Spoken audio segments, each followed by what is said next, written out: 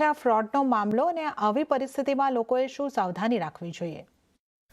જી, તો એસઆઈઆરમાં અત્યારે જે દેશમાં એસઆઈઆર ચાલી રહ્યું છે, 12 રાજ્યમાં પૂરજોશથી તેની કાર્યવાહી ચાલી રહી છે, ત્યારે સાયબર જે ઠગ છે તે પણ આ કાર્યક્રમનો ખૂબ જોરશોરથી લાભ લઈ રહ્યા છે અને સાયબર ફ્રોડ કરી રહ્યા છે. હવે આ સાયબર ફ્રોડની મુખ્યત્વે 2 પેટર્ન સામે આવી છે.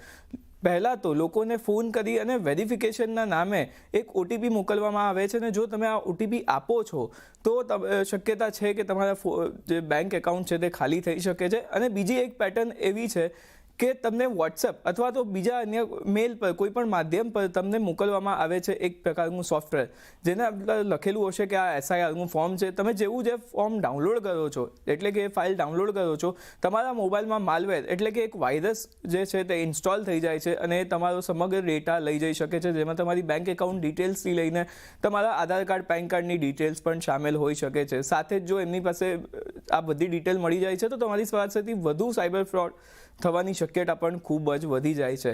હવે આમાં એક મુખ્ય વાત એ છે કે જ્યારે પણ એસઆઈઆરની કાર્યવાહી કરવામાં આવે છે ત્યારે બીએલઓ ઓફિસર્સ જે હોય છે તે તમારા ઘરે આવે છે અને તમને ફોર્મ આપે છે. એટલે આવી કોઈ પણ જો ઓનલાઈન પ્રક્રિયા તમારી સામે આવે છે, કોઈ તમને આવું કહે છે, તો તમારે ખૂબ જ સાવધાન રહેવાનું છે અને એવું કોઈ પણ ઓટીપી અથવા તો કોઈ પણ અજાણ્યા નંબરથી આવેલી એપ્સ કે ઇવન પીડીએફ તમારે ડાઉનલોડ કરવાની જરૂરત નથી.